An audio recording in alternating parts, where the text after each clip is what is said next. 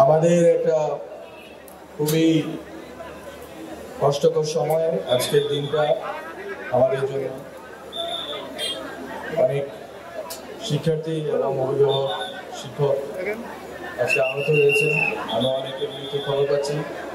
যারা মারা গেছেন তাদের রুহের মাগফিরাত কামনা করছি। যারা আহত আছেন তাদের দ্রুত সুস্থতা কামনা করছি। আমরা চেষ্টা করছি যাতে সবাই সুস্থ হয়ে উঠুন এবং আমরা সবাইকে যাতে আমরা ফিরে পাই আমাদের মাঝে। আজকে মূলত যাত্রাবাড়িতে মাদ্রাসা রেজিস্ট্যান্স ডে। মাদ্রাসা শিক্ষার্থীদের অবদান গত ৫৩ বছরে বাংলাদেশে যেই ব্যবস্থা চালু ছিল সেই ব্যবস্থায় সবসময় মাদ্রাসা শিক্ষার্থীদের আলাদা করে ট্রিট করার একটা প্রবণতা ছিল এবং সেখানে প্রথিত যে ইসলাম ফোবিয়া এবং মাদ্রাসা শিক্ষার্থীদের প্রতি যে বিদ্বেষ, আলেমদের প্রতি যে বিদ্বেষ, এই বিদ্বেষগুলো রাষ্ট্রীয় নীতির অংশ হিসাবে পরিণত হয়েছিল, বিশেষ করে গত ১৫ বছরে। এবং মাদ্রাসা শিক্ষার্থী আলেম সমাজের মৃত্যুকে দেখা হতো এক্সপেন্ডেবল হিসাবে, যে ঠিক আছে মরে গেছে তো কি হয়েছে। এবং আপনারা দেখেছেন শাপলা চত্বরে যখন নির্বিচার গুলি করে এক রাতে, আমরা যেটা সংখ্যা জানি ৬০-৭০ সংখ্যা জানি, আমরা মনে করি হচ্ছে বেশি মানুষ শহীদ হয়েছে, আরো অনেকে আহত হয়েছে। নির্বিচার গুলি করা হলো এবং ওই রাত্রেই সবাইকে বের করে দেওয়া হলো ঢাকা শহর থেকে। এবং এর জাস্টিফিকেশন দেওয়া হলো যে ঢাকা শহরকে আমরা মৌলবাদ মুক্ত করেছি, আমরা সাম্প্রদায়িকতা মুক্ত করেছি, আমরা মৌলবাদী সাম্প্রদায়িকদেরকে যে কোনো মূল্য হটিয়ে দিয়েছি।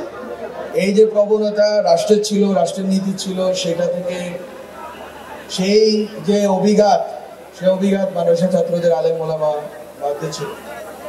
এবং সেই যেই প্রেরণা শাপলা চত্বরে ছিল, যে প্রেরণা আগের অনেকগুলো আন্দোলনে ছিল, বিশেষ করে মোদী বিরোধী আন্দোলনে ছিল।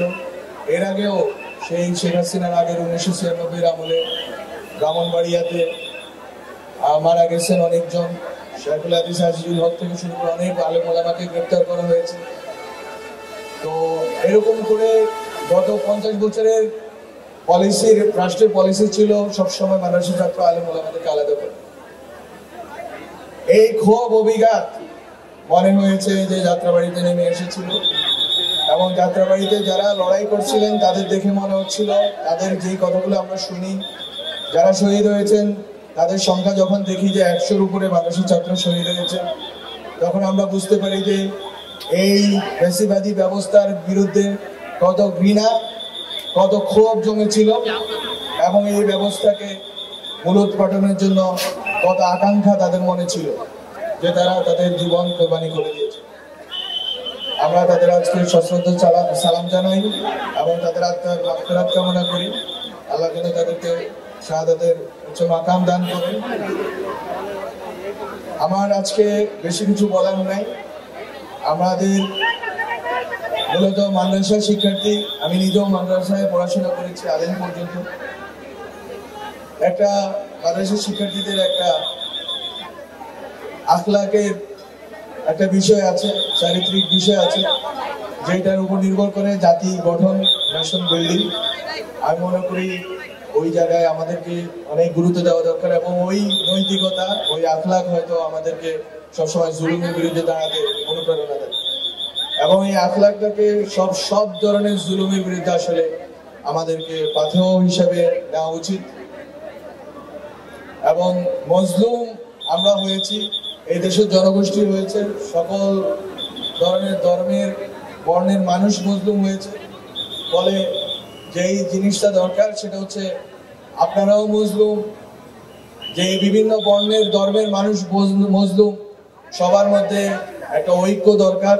সে ঐক্য হওয়া উচিত জুলুমের বিরুদ্ধে, ফ্যাসিবাদের বিরুদ্ধে, এবং যাতে কোনোভাবেই আওয়ামী লীগের বেশিবাদী মতাদর্শ বাংলাদেশে আর কখনো ফিরে না আসতে পারে। কোনোভাবেই শুধু মাদ্রাসা শিক্ষার্থী আলেম সমাজ নয়, বাংলাদেশের কোনো নাগরিকের জীবনকে যেন এক্সপেন্ডেবল মনে না করতে পারে যে মারলাম তো কি হয়েছে।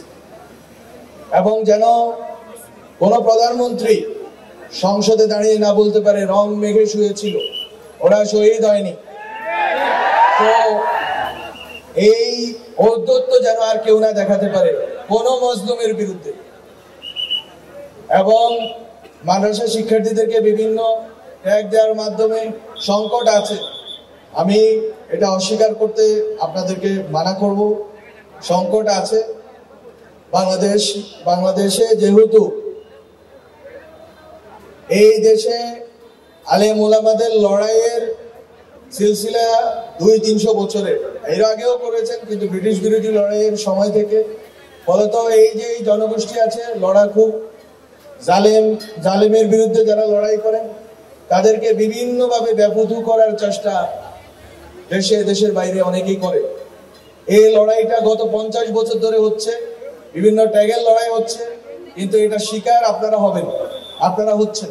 ফলত আমাদের সর্বোচ্চ চেষ্টা করতে হবে যাতে আমরা যে কোনো ধরনের যে পদ্ধতিতে আমরা মনে করি যে রাষ্ট্রের নিরাপত্তা এবং সার্বভৌমত্ব থাকবে না, সেই পদ্ধতি যাতে অনুসরণ না করি। আমরা যাতে নবীজির যেই আখলাক আছে সেই আখলাক নিয়ে আমরা মাদ্রাসা শিক্ষার্থীরা যেইভাবে ট্রেন্ড হই, সেই ট্রেনিংটা যেন আমরা আমাদের কর্ম, সমাজ এবং রাষ্ট্রীয় জীবনে আমরা যাতে প্রতিফলন ঘটাতে পারি। এবং কাউকে যেন মজলুম আমরা না বানাই। আমরা মজলুম ছিলাম, আমরা জালেম যেন না হয়ে যাই। এবং আমরা যেন এমন কোনো হঠকারী কিছু না করি যার কারণে আমাদের এই মাদ্রাসা শিক্ষার্থী আলেম সমাজের উপরে as a group, as a community অভিযোগ আসবে এবং আপনাদের উপরে রাষ্ট্রীয় নিপীড়নের সুযোগ খোঁজা হবে। এই বিষয়ে আপনাদেরকে অবশ্যই সাবধান থাকতে হবে। বরং বাংলাদেশের আলেম সমাজ ব্রিটিশ বিরোধী লড়াই, পাকিস্তান আন্দোলন হোক, 71-এর মুক্তিযুদ্ধে একটা বড় অংশের ভূমিকা ছিল পক্ষে, আমরা এখন বারবার যখন জানতে পারছি যে কোনো ধরনের জুলুমের বিরুদ্ধে আমরা যেন মানসিক শিক্ষার্থীদের পাই এবং যে কোনো ধরনের জালিমদের সংস্রব থেকে যাতে মানসিক শিক্ষার্থী আলেম সমাজ দূরে থাকে। তো আমার আপনাদের প্রতি অনেক শুভেচ্ছা, শুভকামনা। এবং আমি মনে করি যদি মাদ্রাসা শিক্ষার্থী আলেম সমাজ এবং যারা বাংলাদেশের ধর্মপ্রাণ মানুষ আছেন তারা যদি চেষ্টা করেন, তারা যদি ঐক্যবদ্ধ থাকেন, তাহলে বাংলাদেশ অনেক দূর এগিয়ে যাবে।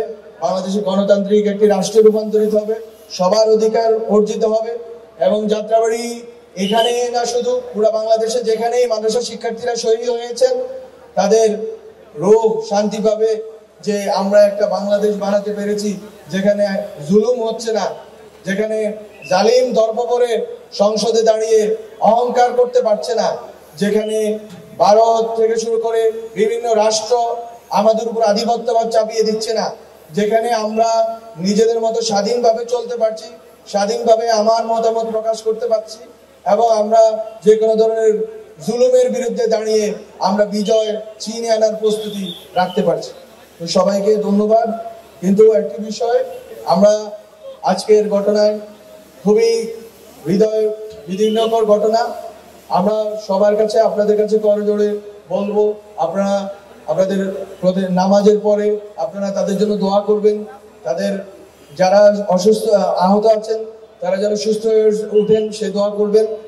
এবং আমি আমার বক্তব্য শেষ করি, এখানে বিভিন্ন মাসলাকের, বিভিন্ন তরিকার, বিভিন্ন মাদ্রাসার আমি দেখেছি। এখানে দারুন নাজাতের ছেলেরা এসেছে, মিল্লাতের ছেলেরা এসেছে, পয় মাদ্রাসার ছেলেরা এসেছে এবং বিভিন্ন ধরনের মাদ্রাসা তো আমাদের সিলসিলা আছে, সব ধরনের মাদ্রাসার ছাত্ররা এসেছে।